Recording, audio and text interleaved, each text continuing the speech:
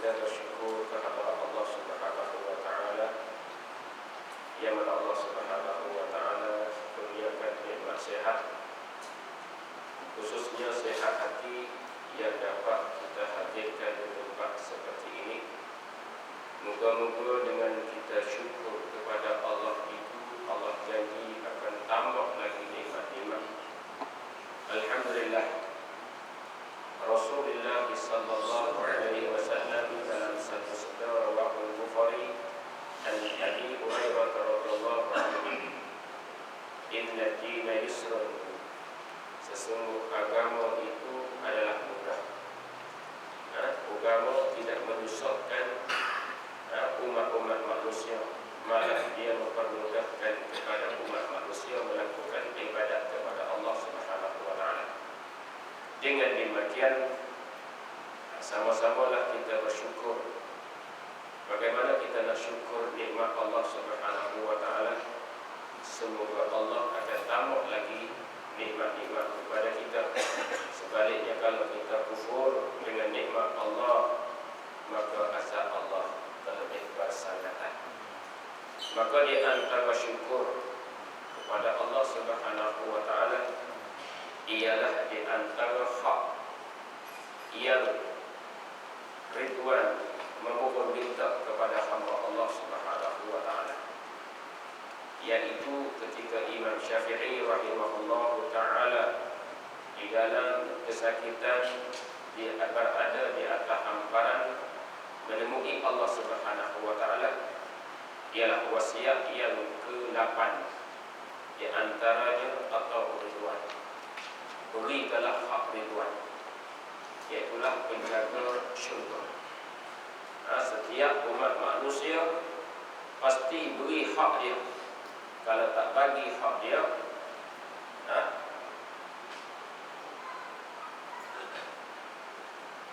kalau tak bagi hak dia, maka dia tak akan benar memasuki dalam bilik dia, iaitu syurga Allah Subhanahu wa taala.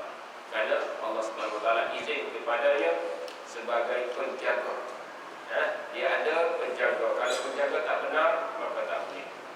Maka di antara dia mohon kepada kita ialah syukur terhadap nikmat Allah Subhanahu wa taala. Di antaranya ialah redha dengan qada dan qadar daripada Allah. Di antaranya ialah sabar di atas malapetaka yang diuji oleh Allah. Kita akan masuk di sini syukur dan kita sabar di atas bala Allah Subhanahu wa taala. Pada muniatul musalli lagi akan datang kita masuk. Dan yang keempat dia minta ialah at-taubatu anil maksiyah. Dan pasti kita bertaubat tinggalkan maksiat. Kalau cukup 4 itu, satunya redha, qada dan qadar, dan kita sabar di atas malapetaka yang diuji Allah, dan kita syukur terhadap nikmat yang diberi oleh Allah, dan kita taubat tinggal maksiat, maka hak ridwan telah selesai kita tunaikan. Moga-moga dengan itu dia benarkan masuk ke dalamnya. Baik, pada malam ini bagaimana kita nak sabar dan kita nak syukur? Masa yang sama syukur dan sabar. Seperti mana kata musannif rahimahullahu taala wa nafa'ana bi ulumihi fid darain amin. Dan jika lemah dia seorang hak nak sembahyang tadi, dia tahu bahawa dia adalah hutang ada, dia nak menunaikan sembahyang, dia tak mampu, dia jika lemah dia seorang hak nak sembahyang, dengan demikian itu isyarat dengan kepala. Dia tak boleh nak sembahyang dengan keadaan terlentang, lapik bantal, nak isyarat dengan kepala tentang rukun qauli, rokok dan sujud umpama, tiba-tiba dia lemah daripada keadaan itu, maka dengan kelupuk matanya, jadi maka hendaklah sembahyang dengan isyarat dengan dua bulu kening, dua kening. Apa, cukup mata jadi dua kening.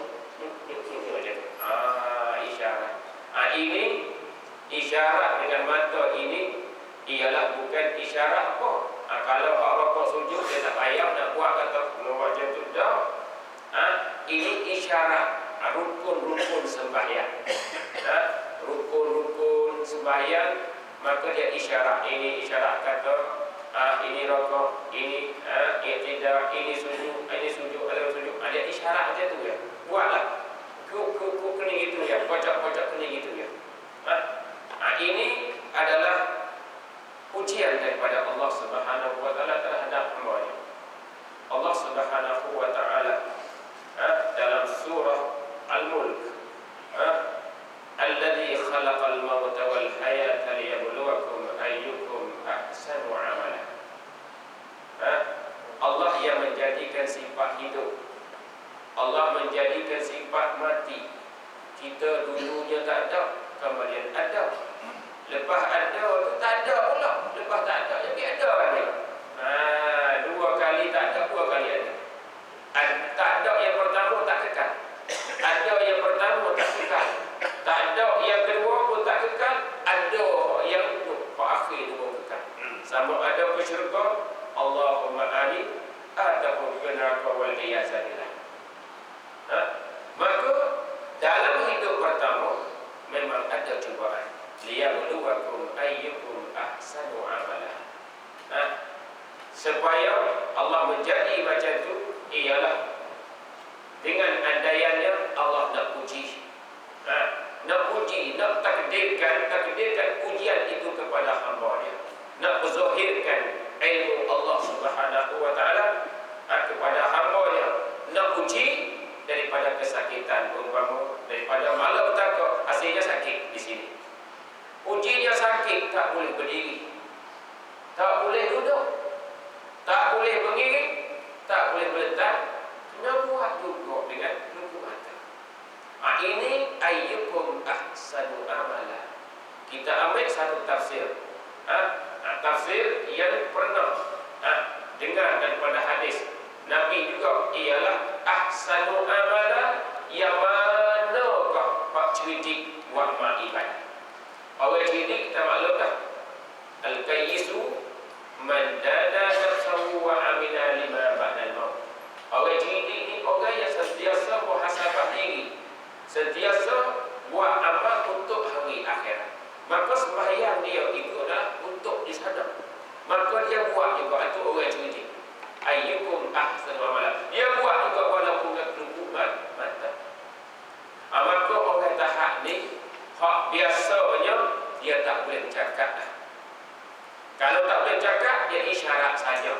Kalau boleh bercakap, rukun qauli dia kena datang. Hanya rukun fi'li saja dia tak kata. Sekiranya dia tak mampu rukun fi'li nak buat, maka isyarat dengan kelupuk mata dengan kena. Tapi kalau boleh kata, kena kata sekali. Rukun qauli. Kalau tak boleh kata, isyarat tersebut. Sama ada rukun af'al ataupun rukun aqwal. Fikir atau perbuatan kena isyarat. Ini susahlah kita nampak orang jenis ni. Tapi walau bagaimanapun ada orang jenis ni. Allah uji dia. Semaya tak semaya, wallahu a'lam. Tapi tahap ni ada. Tahap dengan kelupuk mata ni ada.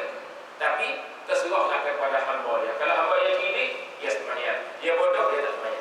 Itu saja. Ayyukum ahsanu amala. Baik. Kemudian sekiranya lagi anda yang terakhir. Dan jika lembuh ia yang daripada berisyarat, nak isyarat dengan kelupuk mata, tak boleh juga. Allah Rabbi, tengok, tak boleh juga. Maka di sini bila tak boleh, hukumnya dibenarkan maka dengan melakukan rupa sembahyang. Nyo lebih ataupun nyo tak apa juga, kita buat nyo boleh. Nyo lepas tu sembahyang jadi padat, boleh. Kalau kita takut celaru, kita bulatkan nyo takut celaru. Dengan melakukan rupa sembahyang pun boleh, ataupun dengan melakukan rupanya apa nyo tu sembahyang. Saya cerita dah itu ialah tentang badal ganti ini benda nak ganti itu ialah isi zahir sembahyang solat. Ada pun hak kena ganti tu isi domer, nyo, tak apa, tak ada masalah dalam bahasa Arab. Tapi kalau nak hilang selalu, kita likau itu senang. Iaitu dia kata sini, dia kata melakukan rupa sembahyang melaku dengan hatinya, hati seorang hamba. Ini habis. Yakni sehabis-habis sehabis-habis qadar, sehabis-habis tahap orang nak sembahyang di sini. Orang yang tak boleh nak berkata, tak boleh nak jelek mata, tak boleh nak denyut kening, maka selama dia ada akal, tetap dia kena sembahyang dalam hati. Di sinilah nyata bahawa sebelum balik ialah kena ajar dah sembahyang. Kalau nak belajar ketika tu, dia tak boleh tak reti kan. Dia tak reti kan. Sebab apa? Dia nak isyarat macam nak berlaku hati macam mana. Sedangkan kalau dia nak berlaku hati, dia kata, aku nak tebang kayu ni bagi terbalik sebelah matahari jatuh. Dia boleh lupa lagu satu. Tapi nak sembahyang, dia tak boleh. Dia tak boleh. Dia kena biasa. Orang tua kata kena beza antara bisa dengan biasa. Biasa yang lain, bisa yang lain. Biasa yang macam tu ya. Lain. Orang biasa yang boleh lakukan, insya-Allah. Ini kalau tak ada air sembahyang sekalipun, kena sembahyang juga. Keadaan hati. Cara balik si orang yang sehat itu sahaja kena damping dengan dia, hampir dengan dia. Ni dah masuk waktu dah. Boleh tak suruh, boleh tak? Sekiranya orang tahan ni, boleh tak nak jamu? Boleh jamu. Boleh melakukan jamu antara takdim ataupun takhir. Boleh. Okey. Sebab apa? Sebab kita ra'ikan dalam hukum fiqh, dia ra'ikan orang yang sakit berat sampai tahapnya lupa dalam hati. Ini berlaku di atas mazhab, 3 mazhab.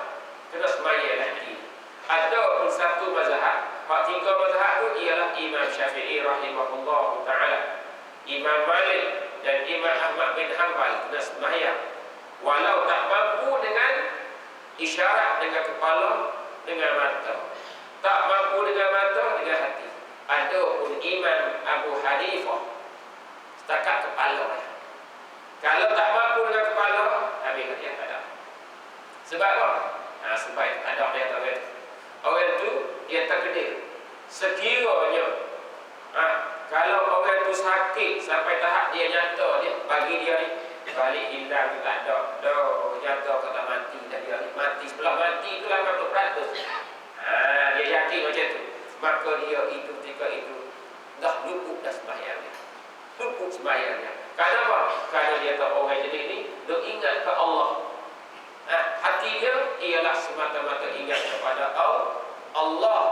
Dan perbuatan sembahyang itu asalnya, apakah rahsia sembahyang? Rahsia sembahyangnya asalnya wasilah, jalan untuk mengingati Allah. Tapi dah lepas dah, boleh dah. Dimaafkan hak itu. Tapi syaratnya orang yang ada sembahyang ni, orang tak ada sembahyang tak boleh juga. Sebab tu dia kata wasilah untuk sembahyang, wasilah untuk ingat Allah. Ini baik. Ini dengan hati. Macam mana dengan hati? Wajib dia rupakan solat, rupakan sembahyang itu daripada takbir, daripada qiyam, daripada rupa-rupa sembahyang.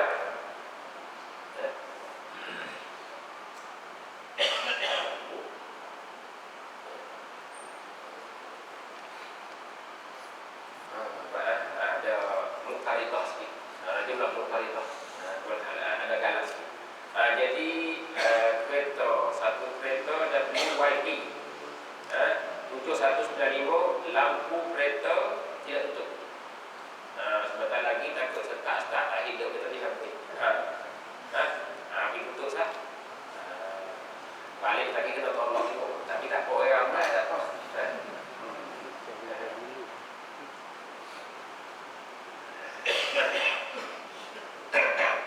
Baik, kita sambung balik. Jadi sekiranya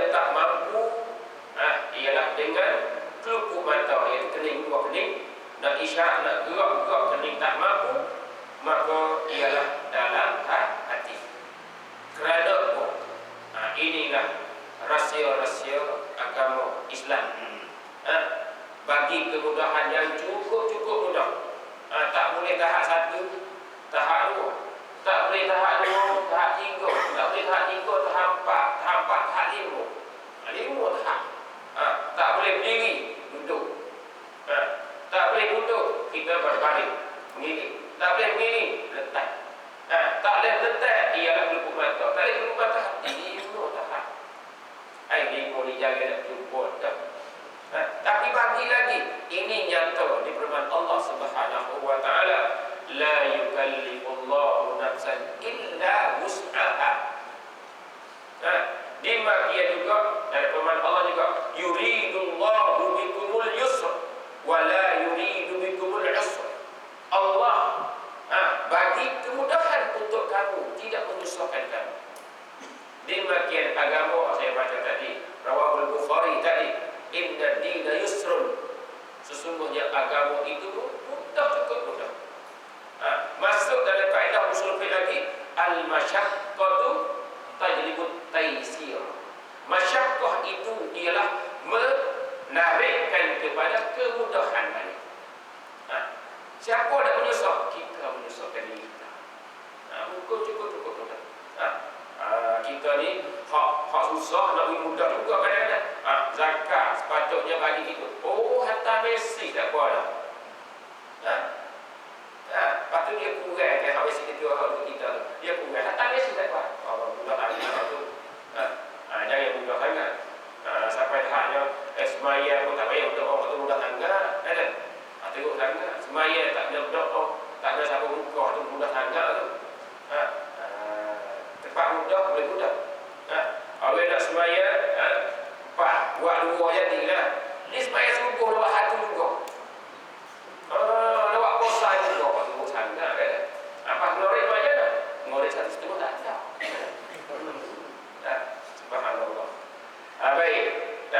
Ini tahap yang kelima, yang terakhir. Sebab itulah bila tahap akhir dia kata, maka tiada gugur sembahyang selama ada akalnya. Maka akal inilah nyata bahawa tepat taklif, tepat hak berat hukumnya ialah akal. Kalau tak ada akal, hilang. Tapi akal mana ni? Akal kalau hilang tu hilang dengan penyakit, bukan sengaja nak hilang. Kalau sengaja nak hilang tak boleh. Sebab apa? Sebab Allah Subhanahu wa taala dalam firman-Nya, ya ayyuhalladzina amanu la taqrabus salata wa antum sukara. Wahai orang-orang beriman, jangan kamu hampir, jangan kamu mengerjakan sembahyang sehingga kamu itu ialah sembuh daripada mabuk kamu tu. Hatta ta'lamu ma taqulun, sehingga kamu tahu kau baca. Kalau hak mabuk dia nak minum nak buat tu, kamu tak boleh. Sesak waktu wala iyazabillah. Ini sialah. Sebab tu lagi, satu lagi hukum ini syarat suruh kita mengerjakan sebelum mukallaf. Malah ketika mukallaf iaitu 15, kita kira umur 15 itulah sembahyang tu. Hak takutnya 15 dia cincai. Lalu kereta tu banyak.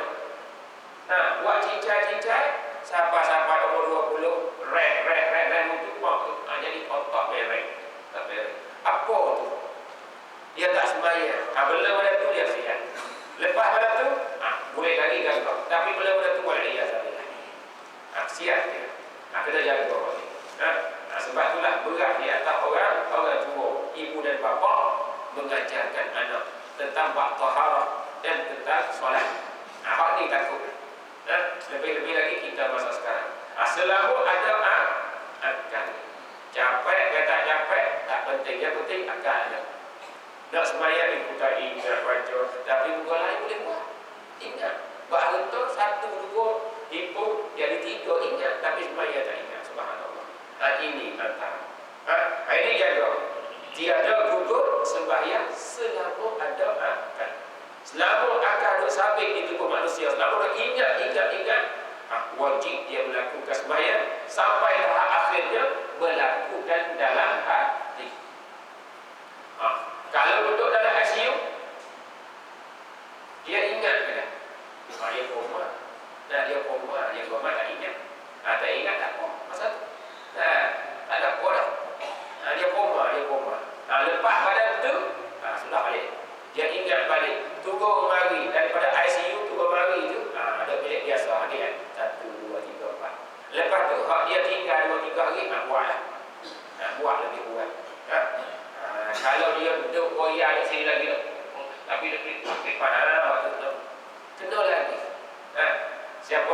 masuk ICU, seorang dua orang, Nabi tanya waktu dulu.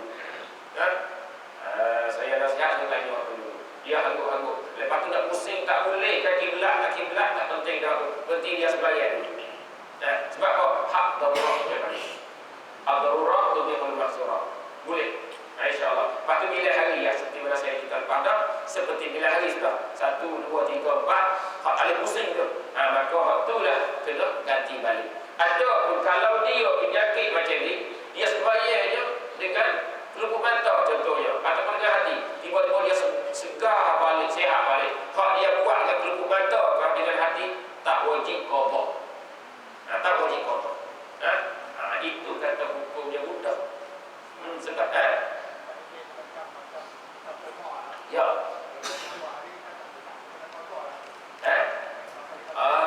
Hak kita koma ni tak apa. Habis kita koma. Kita koma. Lepas tu sedar balik. Sebab apa? Sebab selama ada akal, dia kata. Masa tu akal ada. Akal ada. Dia koma. Baik. Ada keempatnya daripada rukun 13 ialah membaca Fatihah pada tiap-tiap rakaat melainkan rakaat orang yang masbuk. Ini Fatihah pula. Dan yang keempat ni wajib membaca Fatihah. Ini maklum. Fatihah baca pada tiap-tiap rakaat. Ini di antara mazhab kita. Kalau kita beriman sekalipun kita kena baca. Tapi mazhab lain, tu iman baca dia lepas. Nanti saya cerita lain tu insya-Allah. Coba nak tengok di sini ialah melainkan orang tak kena baca Fatihah, tak jadi kewajipan, ialah orang yang masbuk. Lagi kadang-kadang dia bincang khusus muafiq masbuk ni. Tapi sebelum daripada sampai itu saya cerita sambil-sambil. Kita nak tengok macam mana orang masbuk ni. Saya cerita kalau masbuk di segi bahasa ialah yang didahulukan dia. Tak kira lah. Kalau saya berjalan dulu, orang yang duduk belakang, orang belakang panggil masbuk. Kalau ayah dengan anak panggil masbuk. Kalau abang dengan adik panggil masbuk. Di segi bahasa. Jadi kita sekarang ni masbuklah. Orang yang dulu tu panggil sahabat. Tapi sekarang kita tak mahu tu, kita nak di segi istilah fiqh. Macam mana masbuk? Masbuk ini ialah mereka yang didahului oleh imam, dahului oleh imam, sedangkan ia tak sempat untuk berkawan dengan imam itu untuk nak mengisikan Fatihah dengan sempurna. Ataupun dengan kata lain, dia tak sempat berkawan dalam qiyam imam sekadar sempurna baca Fatihah, tapi masbuk. Maka masbuk ini pada hakikat berlaku dan pada hukum berlaku. Masbuk pada hakikat, saya contoh. Saya mari ketika tu imam dalam bacaan surahnya lakum dinukum waliyadin. Saya Allahu Akbar. Itu masbuk hakiki panggil tu. Masbuk hakiki sebab apa? Saya panggil lewat dah. Saya kalau lakum dinukum waliyadin, saya tak ada nak baca Fatihah. Nak berkawan dengan dia tak ada. Tak ada nak berkawan dia. Kalau dia nak ukur antara dia dan kita, ukur kita dengan dia itu bacanya ialah pertengahan. Bukan kita baca cepat, bukan tu imam baca cepat, bukan tu imam baca lama, kita baca lama. Dah pertengahan. Pertengahan ni apa? Dia dobit oleh fiqh. Zaman dulu ialah pada orang ramai. Baca Fatihah 7 ayat tu orang ramai. Ramai ni tak pernah teh kita. Bila sekarang ni tak boleh. Orang ramai boleh, tapi kena teh minit. Teh jam. Satu kita panggil orang baca biasa ni. Bismillahirrahmanirrahim. Sampai wal-dhalim. Teh tengok orang pertama 35 saat contoh. Contoh ni. Mari teh orang kedua 40 saat. Teh